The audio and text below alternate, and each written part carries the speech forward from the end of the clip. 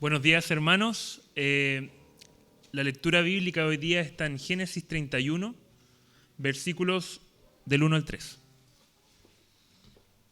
Y oía Jacob las palabras de los hijos de Labán que decían: Jacob ha tomado todo lo que era de nuestro padre, y de lo que era de nuestro padre ha adquirido esta riqueza. Miraba también Jacob el semblante de Labán, y veía que no era para con él como había sido antes. También Jehová dijo a Jacob: Vuélvete a la tierra de tus padres y a tu parentela, y yo estaré contigo. Esta es palabra del Señor. Muchas gracias. Eso. Levantamos aquí para no cortar el cable. Perfecto. Muchas gracias, Hugo. Gracias. Buenas tardes, hermanos. El Señor les bendiga mucho.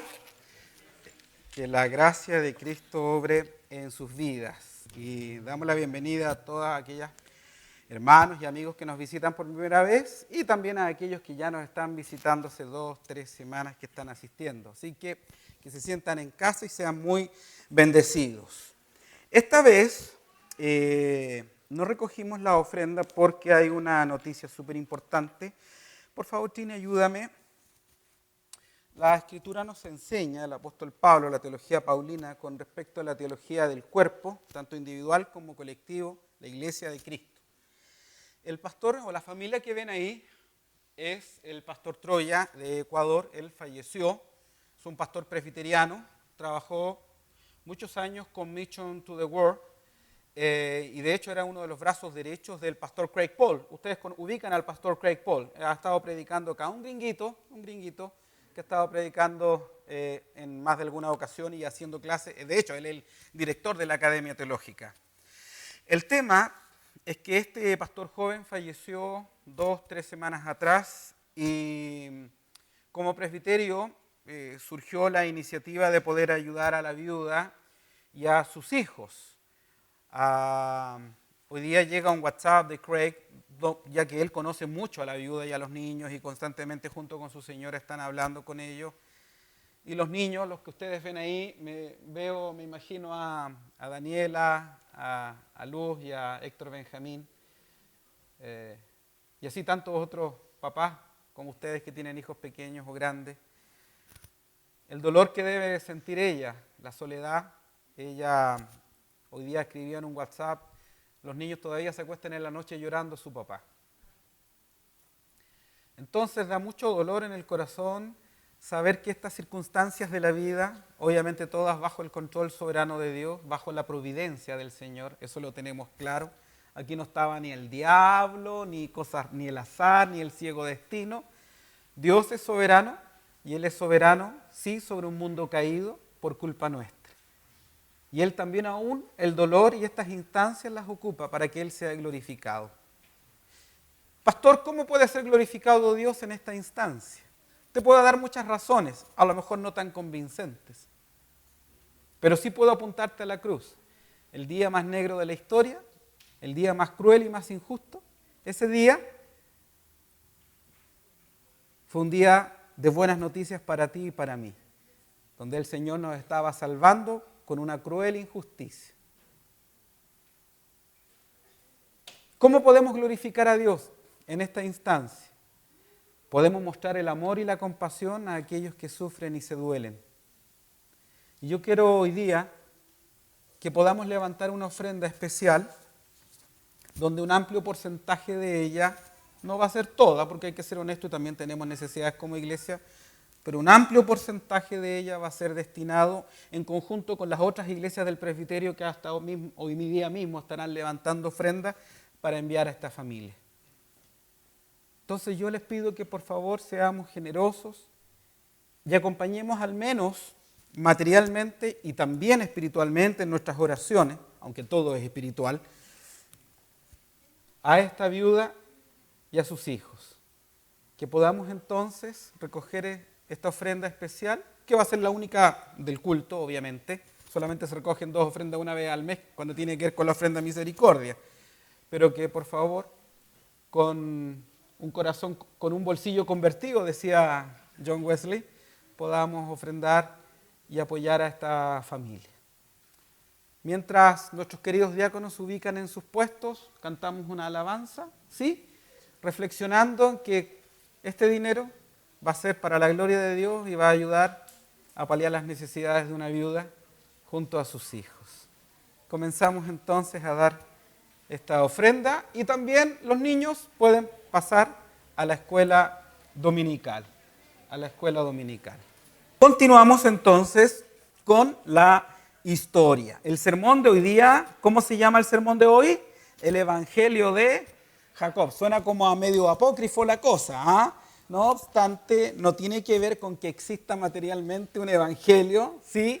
De Jacob, sino en el sentido que nosotros como reformados le damos a la Biblia de encontrar a Cristo, de encontrar la buena noticia en cada pasaje de la Escritura. Y obviamente cuando nosotros vemos algunos protagonistas en la Biblia, que ya constante y sistemáticamente se habla de ellos a lo largo de toda la historia de la redención, es porque algo están apuntando de Cristo. En otras palabras, que Jacob también conoce la buena nueva, la buena noticia, el Evangelio de nuestro Señor Jesucristo. Como introducción, quiero decir que habíamos quedado de que Jacob había trabajado para Labán cerca de 14 años. ¿Se acuerda? Por sus dos esposas y esas triquiñuelas, esos medios chanchullos que le hizo Labán a Jacob en el sentido, bueno, te voy a dar a mi esposa, trabaja por ella 7 años, pero después se dio cuenta que le dio a la hija mayor, le dio a Lea. Sin embargo, le dijo, bueno, es que acá partimos por los primogénitos, ¿sí? Y luego le dio la otra hija, en este caso, ¿quién era? Él, muy bien, Raquel, 7 años más. Entonces, generalmente uno queda con la idea de que Jacob estuvo 14 años. No, Jacob no estuvo 14 años trabajando para Labán, sino que estuvo 20 años. Génesis 31-38 dice, y estos 20 años he estado contigo, tus ovejas y tus cabras nunca abortaron, ni yo comí carnero de tus ovejas. ¿Por qué 20 años? Si ustedes recuerdan sermones atrás respecto de la vida de Jacob, vimos que en el capítulo 30, verso 25, Jacob había cumplido ya los 14 años sirviendo a Labán. Su hijo José había nacido, Raquel había tenido a José, y es ahí cuando ya, con las manos vacías, trabajando como un jornalero, como un peón, sin mayor participación dentro de la riqueza de Labán, él siente el deseo, la cosquilla de volver obviamente a Canaán. Sin embargo, ustedes se acuerdan que ahí Labán le propuso un negocio y se gesta este negocio donde Dios providencialmente actuó. ¿Se acuerdan? Con el negocio de las ovejas y de las cabras, las pintadas, las rayadas, las lisas, ¿sí? Algunas cabras rayadas también, he visto hartas cabras rayadas por hartos lados también, pero esas son otras cabras, ¿sí? Algunas ovejas medias pintonas también, ¿sí? Por todos lados hay de eso, ¿sí? Sin embargo, ese proceso donde Dios bendijo y comenzó a bendecir a Jacob fueron esos 6 años desde cuando Labán le ofrece el negocio a Jacob. Es decir, Jacob se quedó 6 años más y esos 6 años fueron los años, por así decirlo, de la bendición y de la prosperidad.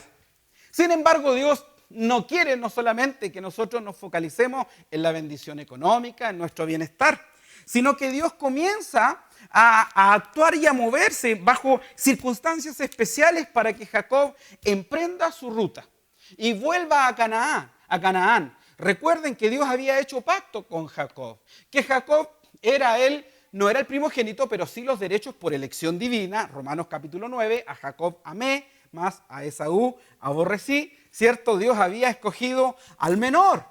Dios había escogido a Jacob para ser la cabeza del pacto, para ser el patriarca, para ser el líder del pueblo de Israel y obviamente continuar en esa línea para llegar hasta nuestro Señor Jesucristo. Y miren lo que nos dice Génesis 31, como bien lo lee nuestra querida Camila. Y oía Jacob las palabras de los hijos de Labán que decían, Jacob ha tomado todo lo que era de nuestro padre y de lo que era nuestro padre ha adquirido toda esta riqueza. ¿Cuándo tenemos que movernos nosotros? ¿Hasta dónde nosotros tenemos que parar con un proyecto o comenzar con un nuevo proyecto? Jacob estaba obviamente aquí atento a una necesidad que él tenía, pero él quería oír la voz de Dios. Y obviamente las circunstancias se tornaron difíciles. Empezó a tener problemas con los cuñados. ¿Cuántos de aquí han tenido problemas con los cuñados, cierto? O con la suegra, con el suegro. como decía una mujer por ahí, la mamá de la polola de un joven decía, me cae tan mal ese jovencito, me cae tan mal que con gusto sería su suegra. Decía eso. En ese sentido, estaba ya teniendo serios problemas familiares. Las circunstancias muchas veces nos hablan. Sí, Dios habla a través de las circunstancias, pero no podemos quedarnos solamente con las circunstancias. A veces porque nos flechamos con una niña o con un joven, o porque de repente sistemáticamente se nos ofrece un trabajo que honestamente no es muy derecho el trabajo, no es muy honesto. Decimos, no, si puede que Dios me esté hablando. Aquí yo puse gracias a Satanás. Puse gracias a Satanás porque efectivamente conocí la historia de un hermano que andaba medio descarriado. En realidad yo no conozco mucho a los cristianos descarriados. Me cuesta entenderlo con la teología del pacto. O somos cristianos o no somos cristianos. Pueden ser convencidos pero no convertidos. Pero hagamos cuenta que era un cristiano descarriado. Estaba muy alejado del Señor. Iba caminando y se encontró con una billetera. Estaba mal económicamente y en la billetera estaba así gordita con sus buenos billetes de estos de 20 lucas.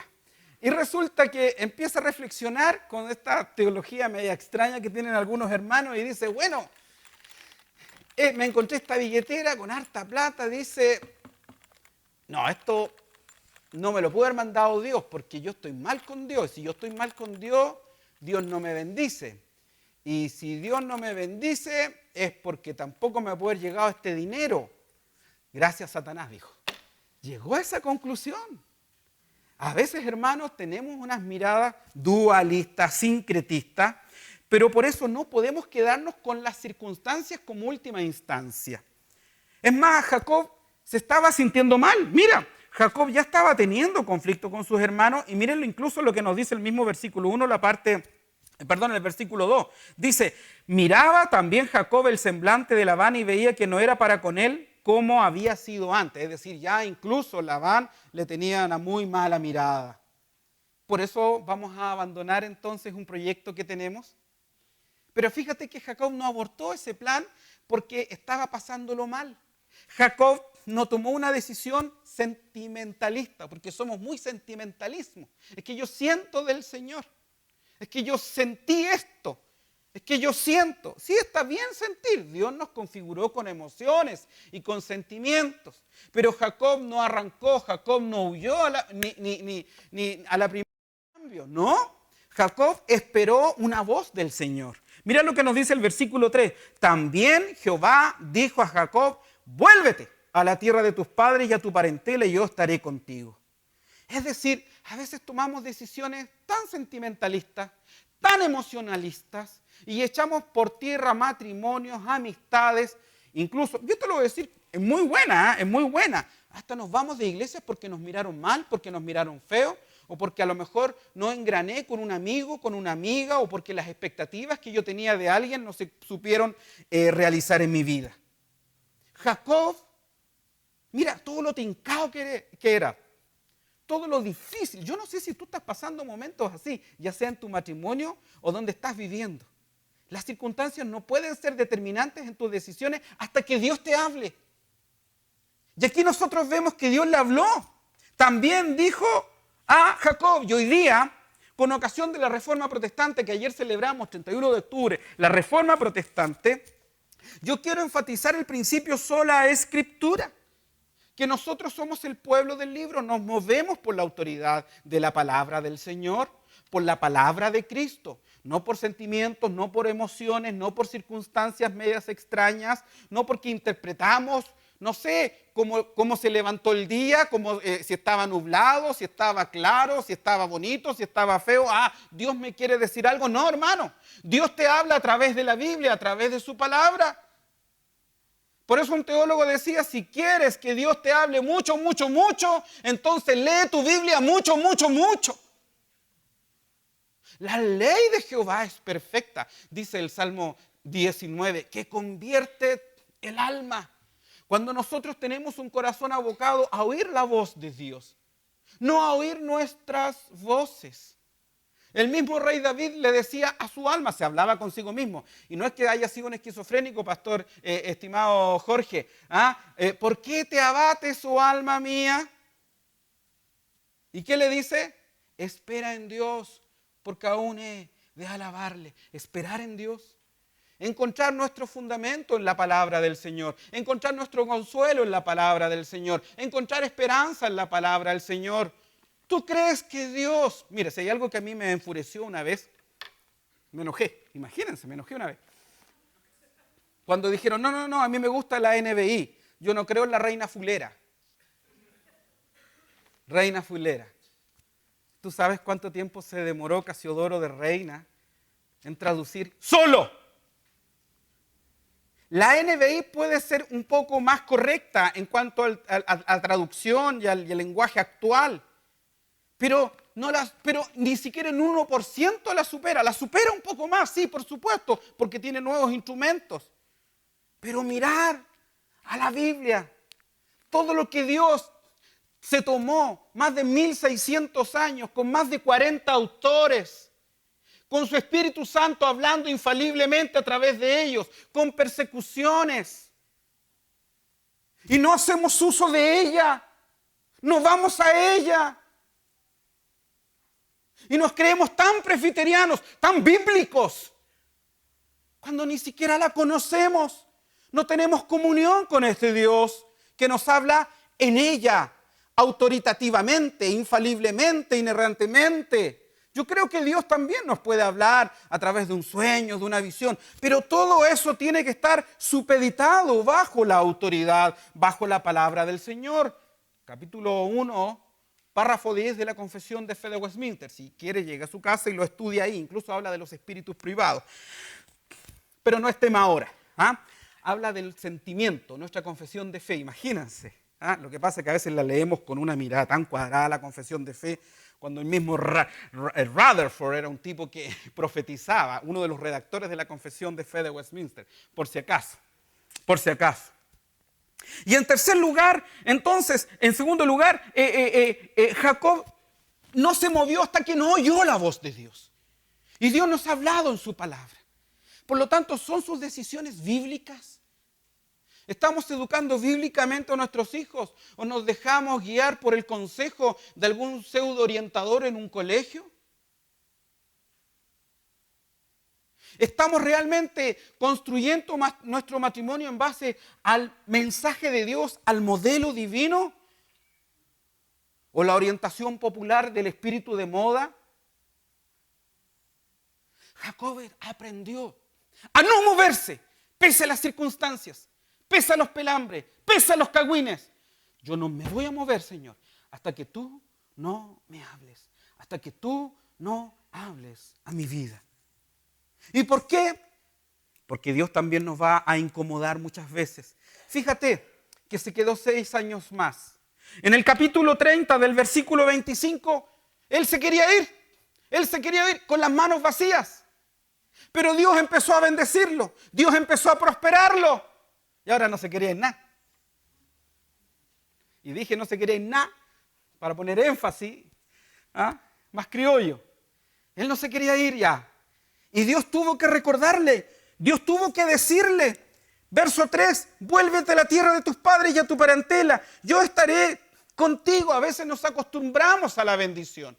Y a veces son tantas las bendiciones, son tantas las cabras, las ovejas y la bendición que tenemos que se nos olvida el norte para dónde vamos. Cuando no tenemos nada queremos seguir a Dios. Cuando las vacas están flacas buscamos a Dios. Cuando estamos sin trabajo buscamos a Dios. Cuando tenemos hijos en conflicto buscamos a Dios. Pero cuando empezamos a ser bendecidos, pero cuando la abundancia empieza a llegar a nuestra casa, por misericordia divina, por gracia del Señor, se nos olvidó que antes anhelábamos la tierra del Señor, la Canaán celestial. Se nos olvidaba que teníamos una vocación mucho más grande que tener hijos hermosos, que tener hijos estudiosos, que tener una linda casa, que tener buenos recursos. Pero de repente, como decía Thomas Brooks, un teólogo puritano, a veces las bendiciones son como la niebla en el camino. Recibimos tantas bendiciones que se nos perdió el camino porque estamos totalmente nublados. Y ahí es cuando Dios tuvo que llamarlo. Por eso yo te pido como primer punto que evalúes tu vida. ¿Cómo estás evaluando tus circunstancias? ¿Te estás dejando llevar por esas circunstancias difíciles? ¿Estás buscando la palabra autoritaria de Dios? ¿Qué nos está diciendo la palabra del Señor con respecto a nuestros hijos? ¿Hay que corregir algo? ¿Hay que corregir algo en nuestra vida con respecto a la Escritura? ¿O no será que nos hemos acomodado y acostumbrado? Por eso Dios empezó a ponerle esas circunstancias difíciles. Podrás tener mucha plata, pero no estás en paz, Jacob. No estás tranquilo, Jacob. Te complica la cosa, ¿cierto? Sí, porque yo no te quiero aquí. Yo no te quiero aquí. Aquí dice tiburón. ¿Lo vieron o no? ¿Conocen la historia del tiburón? Los buques factorías en Japón, cuando iban a agarrar los peces, los salmones al mar, se demoraba mucho tiempo en llegar y cuando llegaban los salmones estaban o medio muertos o medio duros, poco frescos. Y se dieron cuenta que en los estanques donde echaban los pescados no tenían motivo para moverse, así que se quedaban ahí apoltronados los pescaditos. Y la gente empezó a descubrir que la calidad del pescado no era la misma cuando llegaban a puerto. ¿Saben lo que hicieron los japoneses? Que son bien inteligentes los japoneses, ¿eh? Pescaron un tiburón chiquitito y lo metieron adentro de los estanques. Entonces así los pescados empezaron a moverse y llegaban vivitos y coleando al puerto. Diga conmigo, Señor, mándame tiburones.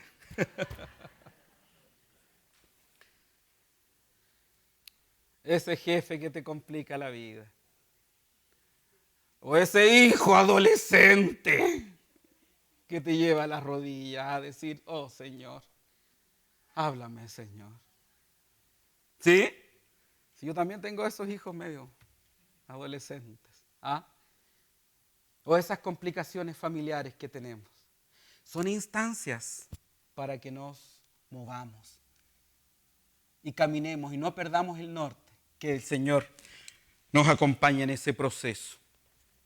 En segundo lugar, vemos otra cosa súper importante. Y aquí el Señor abrió mis ojos y me mostró cómo incluso el machismo ni siquiera está en los planes de Dios. Para aquellos que alguna vez le dijeron que el machismo fue inventado por los cristianos. Mentira, mentira. Mira lo que nosotros vemos en aquella época patriarcal, cuando toma la decisión Jacob, porque Dios le habló para irse de casa, para volver a la Canaán. Dios le dice en el capítulo 31, versículo 4, después que Dios le habla, ¿cierto? En el verso 3, vuélvete a la tierra de tus padres y a tu parentela y yo estaré contigo. Jacob, como buen patriarca, como buen machista, pudo haber dicho, ya, Lea, Raquel, agarre las maletas, nos vamos. ¿Pero qué hace? Y aquí yo quiero ver el segundo principio, la gracia, lo que el pastor Omar nos decía.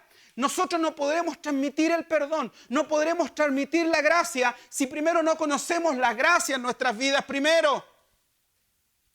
No podremos nosotros entregar lo que no tenemos. Nadie puede dar más de lo que tiene. No puedo dar más de lo que tengo. Y aquí yo veo en la práctica muy sutilmente un acto maravilloso y dulce de Jacob. Para todos los maridos que estamos aquí, que nos gusta fanfarronear que somos cabezas del hogar. En realidad a veces somos los cabezones del hogar. Jacob, Dios le habla. Dios le dice, ya Jacob, vaya, márchese. Aquí está mi palabra. Váyase a Canaán. Y Jacob, ¿cómo le digo a Raquel? ¿Cómo les digo a Lea? ¿Cómo les digo? ¿Cómo les digo? Y dice la Biblia en el versículo 4 que envió pues Jacob y llamó a Raquel y a Lea al campo donde estaban sus ovejas. Porque llega a cachar la mansa pelotera que iban a armar con los siervos, con los amigos. Y dijo, esta loca se va a poner a gritar. Como cuando le preguntaron a uno, ¿qué signo es tu mujer? Signo exclamación porque me grita todo el día, dijo. ¿Ah? Signo exclamación. Y mira lo que hace. Las lleva al campo. A todo esto, ustedes saben, obviamente, no es que Dios esté legitimando la bigamia o la poligamia. Es sencillamente un pecado de Jacob, desobediencia de Jacob. Eso es todo. ¿ya? Es como que si tu historia fuera escrita en la Biblia. ¿Te gustaría que tu historia completita se escribiera en la Biblia? ¿Te gustaría que toda tu historia completita? Después dirían, pero ¿cómo el pastor Omar, un siervo de Dios, hizo eso? El pastor Walter Vega, ¡ay! No lo puedo creer. Mira, que la gloria sea de Dios. Y esa gloria brilla cuando su santidad brilla aún más en medio de nuestro pecado. Cuando su gracia fluye. Pero aquí vemos cómo Jacob empieza a entender la gracia. Y la entiende tan bien que va y le da explicaciones. Un patriarca de esos tipos como el profeta de Peñalolén, así con esa barba. Nos imaginamos que así eran, pero no, eran súper dulces. Eran conscientes, habían vivido y habían experimentado la gracia. Y aquí vemos un tipo de Cristo. Cómo Cristo camina con nosotros y nos tiene gracia y nos tiene paciencia y habla a nuestro corazón y nos da explicaciones hacia dónde nos lleva, por qué nos cuida, por qué nos prohíbe una determinada conducta, por qué esto, por qué lo otro. Y vemos cómo Él empieza a vivir la gracia junto con sus esposas, dándole razones por las cuales tiene que salir.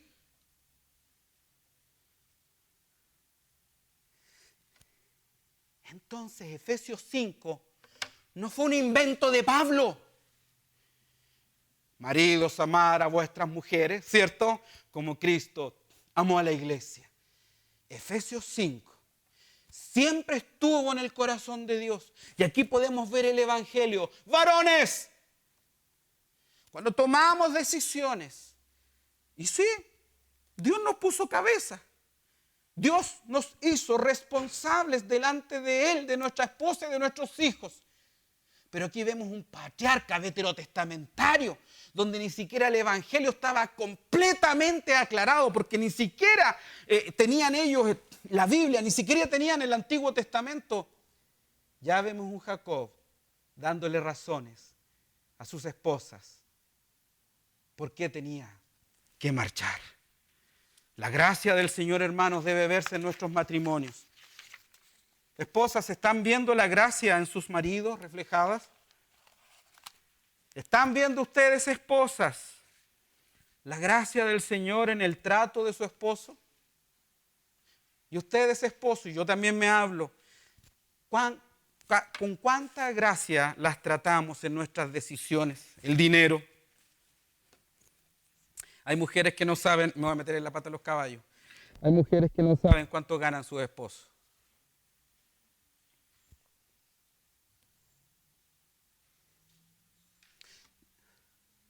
No, eso las mujeres se tienen que tapar los oídos, o se lo estoy diciendo a los maridos, para que no llegue a la casa. ¿Ah? Muéstrame la colilla de tu sueldo.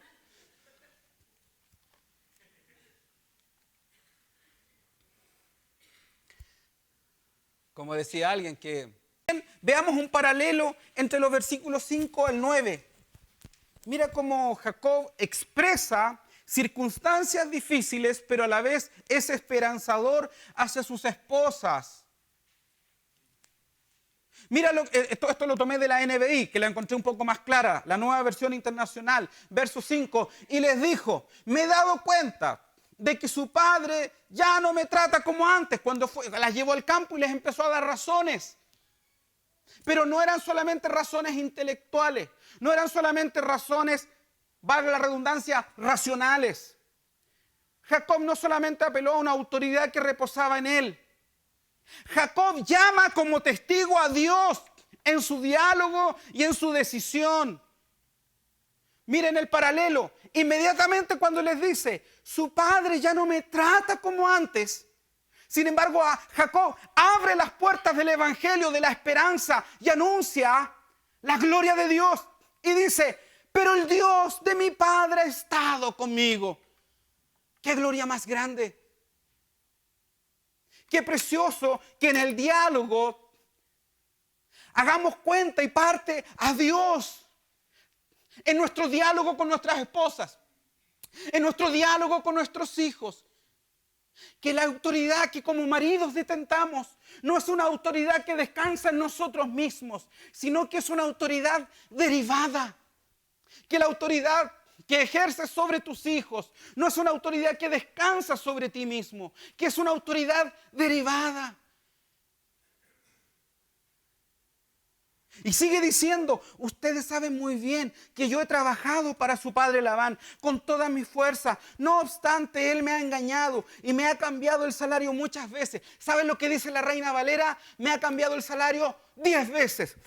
Ese proceso de los 6 últimos años que trabajó y las cabritas y todas empezaron a ser multiplicadas conforme a los negocios que Labán le iba cambiando constantemente. Y mira lo que dice, pero Dios no le ha permitido causarme ningún daño.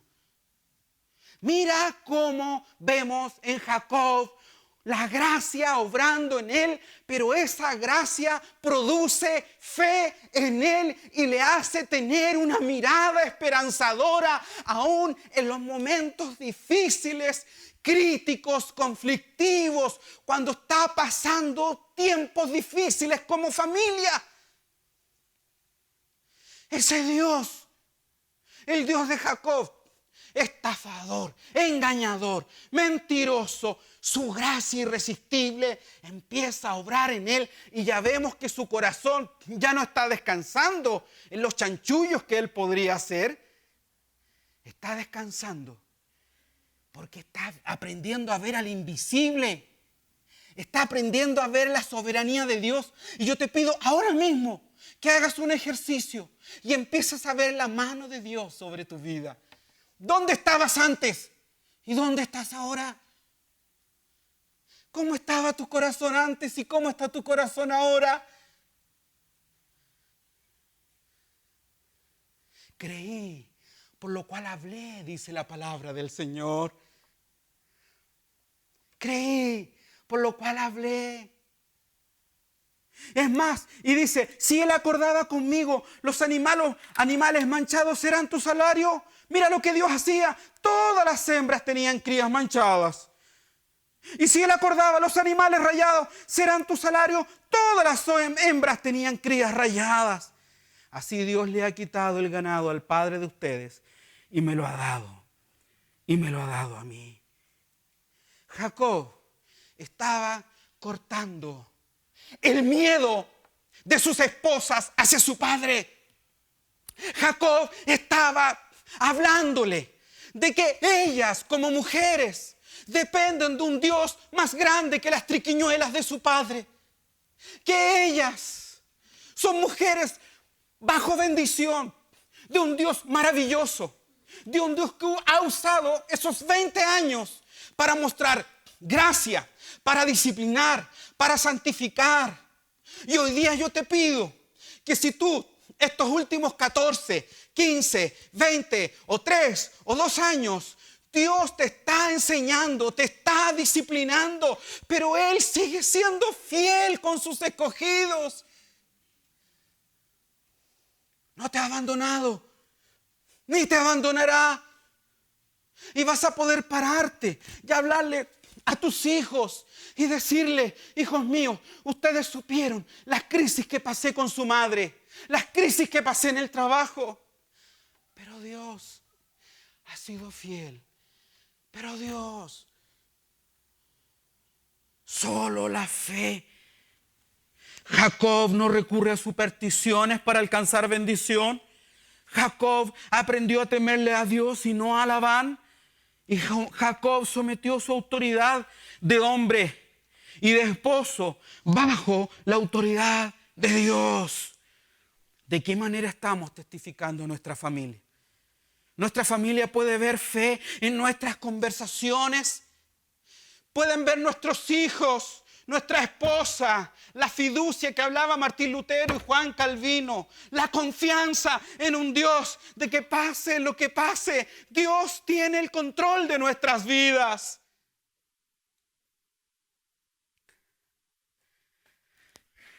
Que cada circunstancia que estamos viviendo sea una oportunidad para testificar de la gracia, de la gloria del Señor.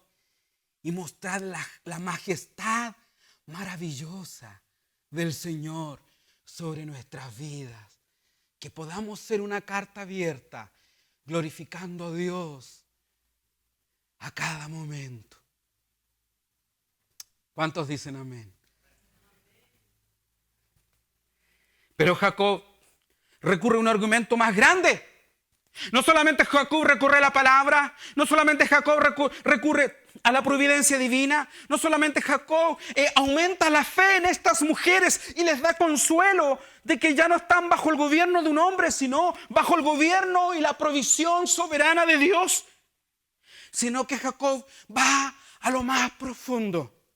Y Jacob les está a ella, imagínate en el campo, y ahí las mujeres ya están más convencidas.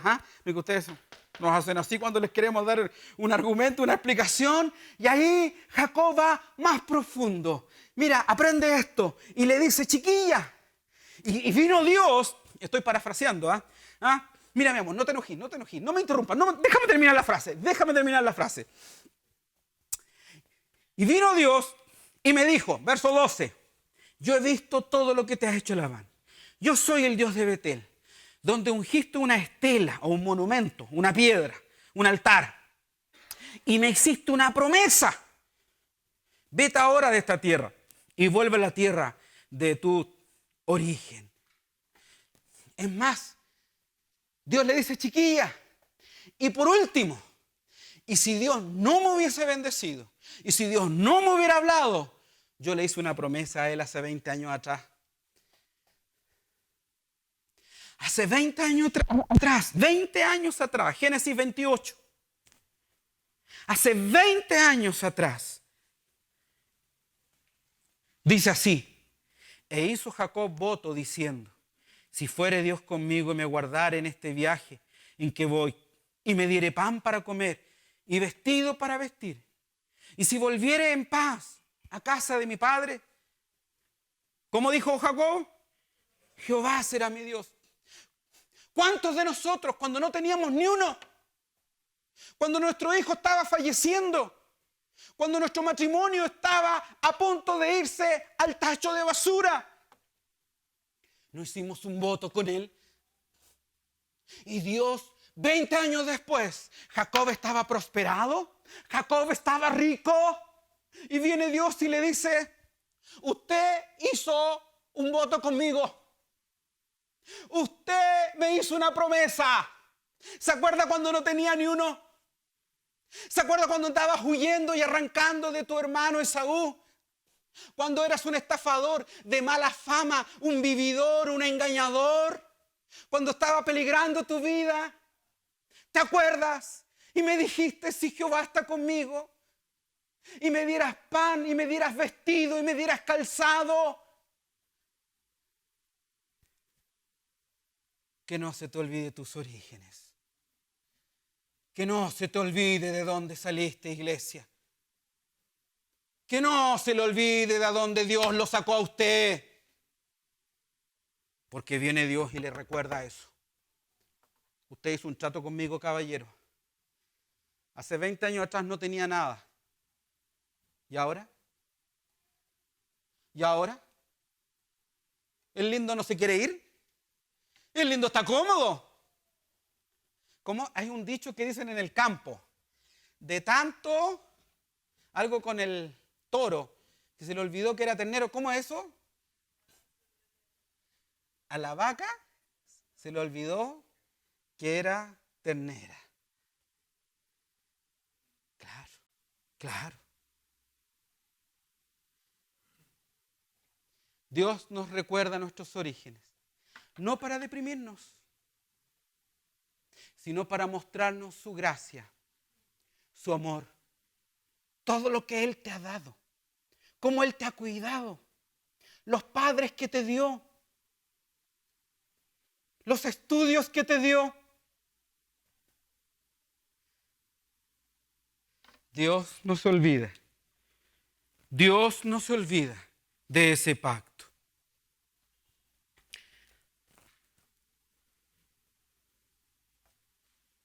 Página 3. El apóstol Pedro le dice al pueblo de Israel, vosotros sois los hijos de los profetas y del pacto, que Dios hizo con nuestros padres, diciendo a Abraham: en tu simiente serán benditas todas las familias de la tierra. A vosotros primeramente Dios, habiendo levantado a su Hijo, lo envió para que os bendijese, a fin de que cada uno se convierta de su maldad. El apóstol Pedro también toma la misma idea y le dice a todos los judíos que estaban escuchando su discurso, y les dice: ustedes también tienen un pacto con Dios, y parece que se les olvidó. Ustedes, ¿cómo le dice? Son los hijos de Él, los hijos del pacto. ¿Es que acaso no sabes que Dios hizo un pacto contigo? ¿Es que acaso no sabes que lo que vamos a hacer ahora, en este mismo instante aquí, es que Él un día hizo un pacto contigo en Betel, en casa de Dios? E hizo una alianza contigo. Y eso es lo que el Señor hoy día nos está diciendo como a Jacob. Un día usted hizo una alianza conmigo. Usted prometió que yo iba a ser su Dios y que usted me iba a servir con todo, desde su corazón hasta sus diezmos. Eso le dijo. ¿Sí? Eso le dijo, de verdad. En otras palabras, desde lo espiritual, lo económico, lo social, ese es el sentido. Que todo tú eres mío. Vosotros son los hijos de los profetas y del pacto. Y yo quiero enfatizar esto, que todos nosotros somos hijos del pacto. Tus hijos son hijos del pacto. Que estamos bajo la alianza del Señor. Que si Jacob consagró una piedra y aparece Dios, viene Dios hoy día y consagra el pan y consagra el vino. Y cada vez que nos muestra el pan, nos dice: esta es la prueba de que tú eres mío, que yo di mi vida por ti. Y hoy día yo te invito a renovar esa alianza conmigo. Que pagué el justo precio por tu vida, que te compré con mi preciosa sangre. Y por eso, porque soy un Dios de gracia, no te ha faltado nada. Porque soy un Dios de gracia, vengo a cobrarte la palabra. Esta no es tu tierra, oh hermano mío. Y si tú hoy día te has quedado y ya no avanzas, y ya no oras, y no tienes una vida devocional diaria, y no sirves al Señor, y te quedaste entretenido, ya sea con las bendiciones o los problemas de la vida, ya sea porque te quedaste asustado, paralizado mirando a Labán, o ya sea porque te quedaste deleitándote en la abundancia que Dios te ha dado. Un día Dios te dice: usted hizo un pacto conmigo, ¿se acuerda? Te serviré, Señor. Señor, úsame. ¿Cuántos se acuerdan de eso? Úsame, Señor. Hoy día el Señor nos llama por su preciosa palabra y nos dice: este es el pacto que haré con ellos después de aquellos días, dice el Señor. Pondré mis leyes en sus corazones y en sus mentes las escribiré. Y añade: y nunca más me acordaré de sus pecados y transgresiones. Y aquí viene la pregunta: ¿está la ley de Dios escrita dentro de tu corazón? ¿Arde esa escritura en tu corazón? ¿Está esa ley escrita en tu mente? ¿Habla el Señor a nuestra conciencia? ¿O somos sencillamente hijos del pacto por religión? Porque somos sencillamente de una religión externa que te mojaron la cabeza, o tomaste Santa Cena, pero ese pacto no está dentro de tu corazón. Dios le estaba diciendo a Jacob: Jacob, si tú realmente hiciste un voto conmigo, camina conmigo. Marchemos. Hoy día el Señor nos llama a marchar, a seguir con Él. Nos ponemos.